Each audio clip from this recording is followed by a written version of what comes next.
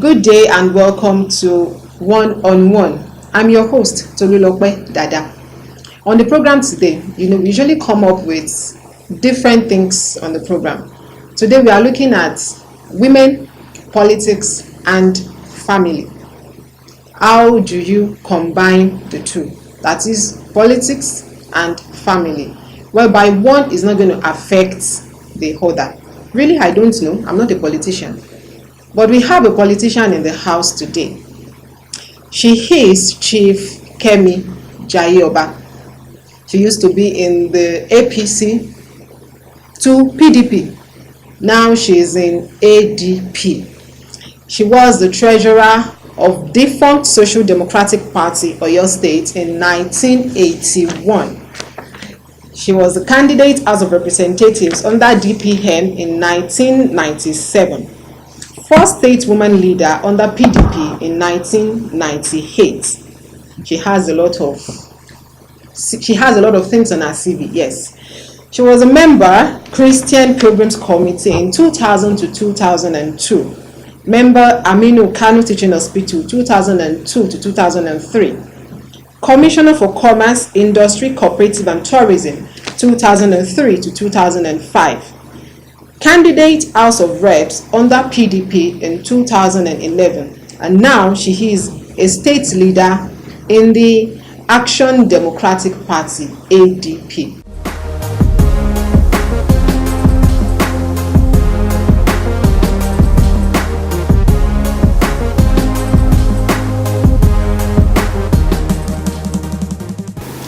You're welcome to the show. It's my pleasure. It's nice to meet you officially. Thank you. Yes, you are a politician. Yes. And I want to believe there are some things you were doing before you became a politician. Yeah. So can you let us in on that?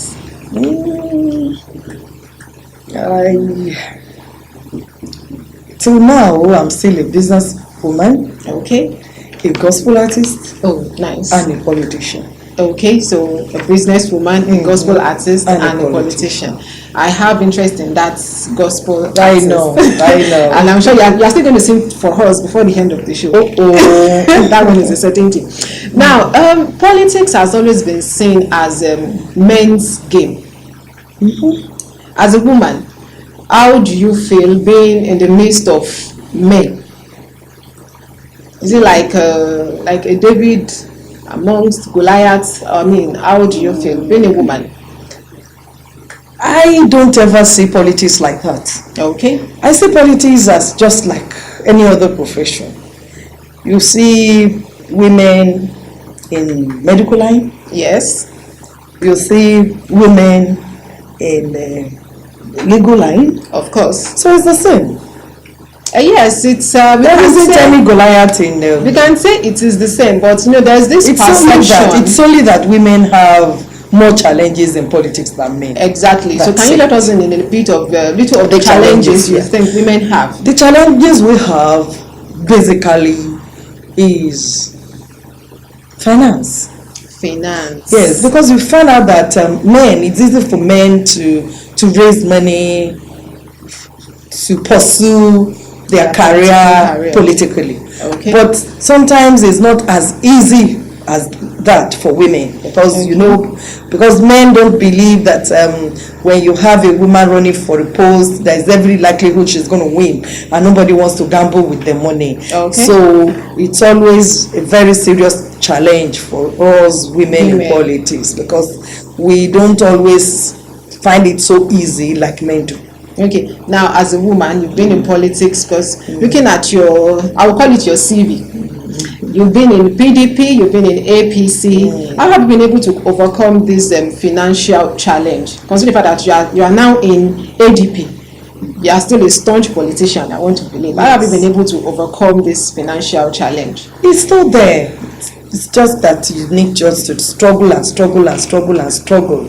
And like I said, politics, when people look at you, they say they are politicians, they embezzle money. Yeah, I just laugh, because it's not as easy as that. Government money, you cannot take 1 naira of government money that is not accounted for.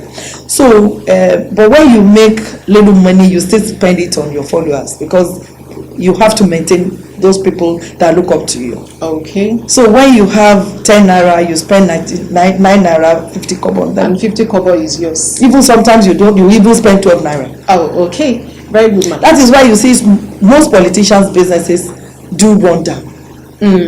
Because you use the money that you're supposed to use for your business to maintain your politics. Shouldn't there be like shouldn't business money be left separate and politics money separate? It's not easy, because when you really need money to run your career in politics, and you have some money there, you just feel, okay, let me quickly use it, I'll come back, and you find out that the money is not there.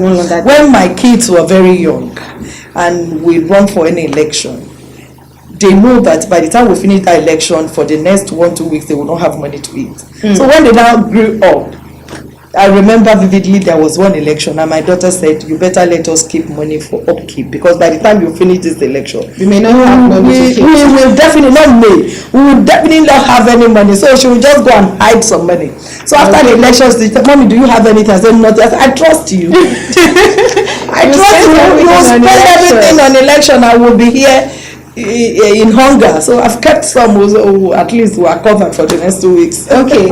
Now let's talk about your emancipation from APC to PDP now to ADP. Is it that PDP and APC is not good enough? No, we were in PDP before. I was the first woman leader of PDP. Yes, it's actually in your CV. I had been in PDP from the onset, and unfortunately, when people don't know how to manage victory, they run into problems. Okay. So that was why PDP ran into that problem in Oyo State, and we that were foundation members of PDP had to leave, and that was why PDP is still suffering from that setback in the states, because majority of us that left that party were those people that normally make the party to stand. So we left with Otumba Adebayo Alawakala, who is the former governor, and who ran under the flag of PDP and won election for them. And when he left, you see that PDP had been in that dilemma since they left.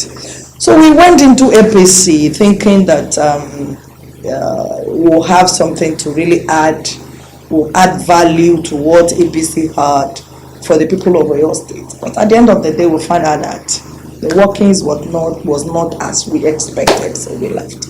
And now we are in ADP, where you are a woman leader as well. No, a woman leader. I'm just a state leader. Now, looking at a few countries, let's say New York, Croatia, and Germany, etc., etc., they have women running their fields. running exactly. Do you think Nigeria can get to that position As time goes on, with this I think gender inequality? Yes. It's not. I think our problem is more of religion and culture.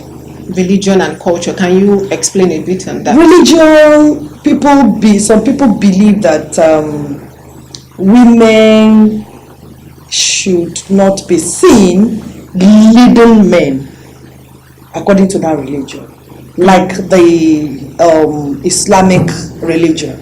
A woman cannot stand in the front to pray. So when you are a governor, you have to lead them to pray. Sure. So when you are a woman, you cannot do that. So they believe that women cannot lead them, but I want to believe that as things goes on, it will change. And our culture believe that women are meant for the kitchen and for the room.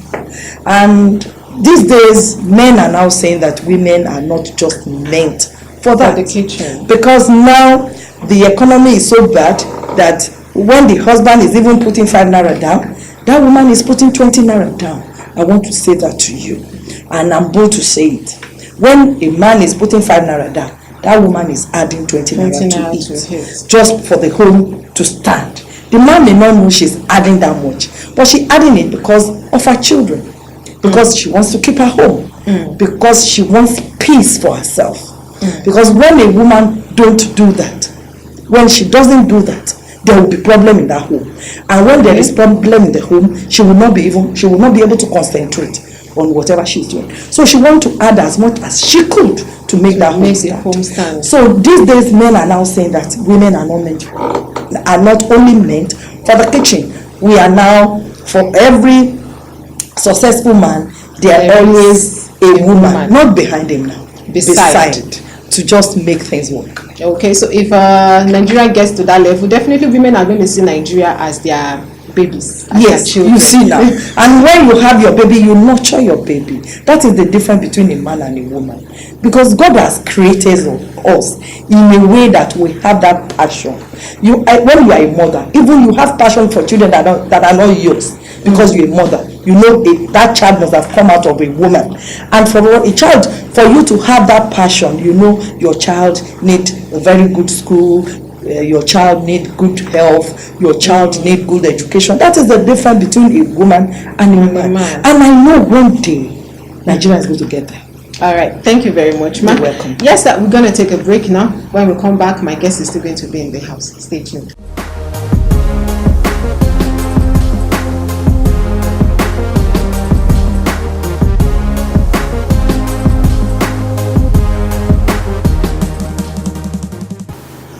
Welcome back. My guest is still Chief Kemi Jaiyeoba. And we are talking about women and politics. Now we are going to go into women, politics, and family.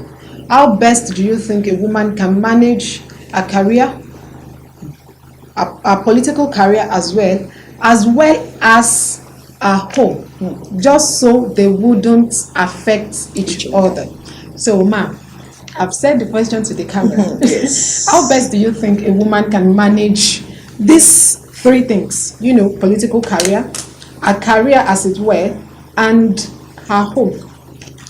Thank God for the grace. We women are created by God. When God saw that He created the man, he was perfect. And God still saw that the man was lacking something very essential.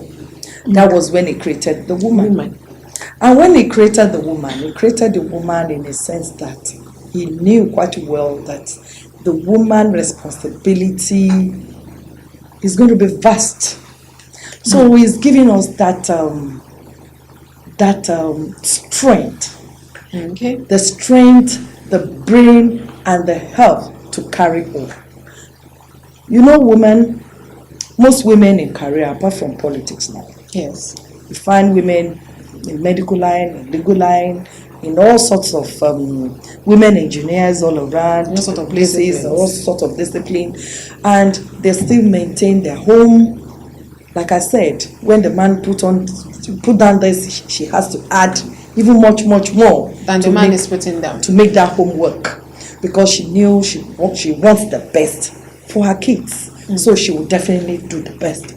So it is, I want to say that it is just the grace of God, because without that grace, there is no how a woman would put so many things together to make it to make a home work.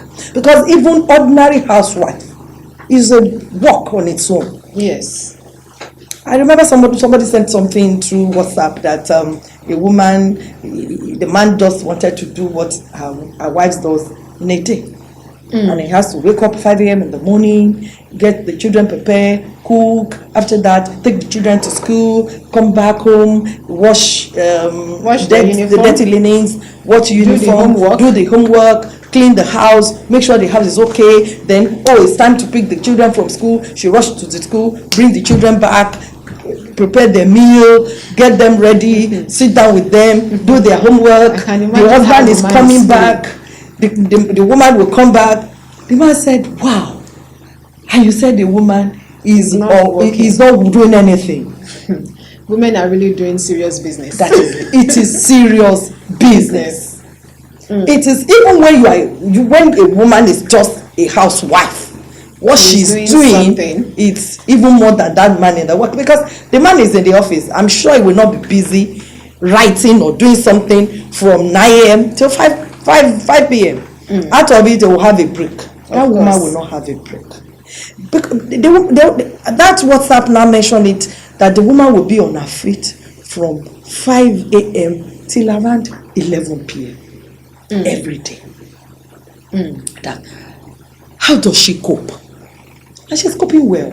And now, if such a woman has a political career, that is where it now comes in that in between she will go for her work, or maybe political or any career. In between she'll go, and she'll definitely, because myself, let me use myself as a very good example. Okay. I'm a politician, a gospel artist, and I run my business because I need to take care of my children, and I try to manage myself in a way that one doesn't affect the other. Because politics is not just 24/7. We are not always busy 24/7. It's seasonal.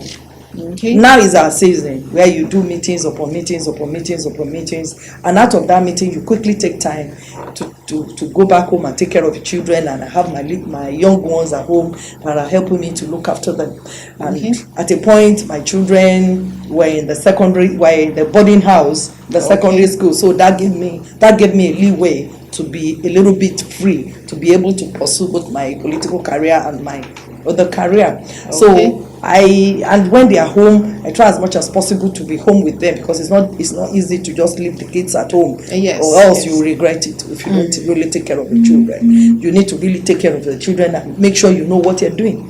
But I want to say it's the grace of God, because I was able to manage the three until my children went into university, graduated, and they are doing well. All in all, it's the grace of God. Now, before we wrap up, for women that are intending to go into politics, what do you have to say to them? All I want to tell them is they must be ready to face any challenges that is coming their way, because it's not a bed full of roses. Okay. It's just like any career that has its own challenges. There are so many challenges attached to politics, but they should not be bothered. You should not be weary. Just make sure you're resolute in your decision that, yes, I want to do it, irrespective of anything that can come out of it. I ran for election in 1996, I ran for House of Reps. I failed, but I was not discouraged. I still forged ahead. I ran again in 2011. I was a candidate of PDP in my running for House of Reps, representing Oyo Federal constituency. I ran for that election. I failed, but I was not bothered, because it's not everything that you do that you succeed. you keep on doing it, like Until this you Yoruba succeed. adage that says that if you fall on a horse, you keep on riding it. Then You she won't bad say than the Amato. Atunguni. You will not say that because I'm falling and as such I'm not going to I'm not going to ride on that horse again. And it's like somebody that had an accident. You say, no, I have an accident with this car. I'm not going to ride on the car again. Are you going to be walking on your leg? So you just, when you fall, you rise again. It's not a bed full of roses, but I can assure you that is the only way you can pay back to the community what you have. All right. And lastly, you said you are a gospel I am artist. because I'm still singing, and I'll keep on singing. Yes, we keep on singing the glory of glorify God. Yes. Now, lastly, can you just give us something to? Yeah, let me just give you from my first album, the one that my debut album that everybody. Timbani kare Olúwa, ilẹ̀ ṣú ilẹ̀ mọ́, ó dá mi lójú ilẹ̀ ṣú ilẹ̀ mọ́. Timbani kare Olúwa, ilẹ̀ ṣú ilẹ̀ mọ́, lórí ẹbí mi ilẹ̀ ṣú. I'm sure you know it. Yes, I know it. Thank you very much. You sound just like a nightingale. Oh, that's nice. Thank you very much for that compliment. Thank you. Okay, now we'll take another break. By the time we come back, obviously, you know my guest would have gone. Stay tuned. I'll be right back.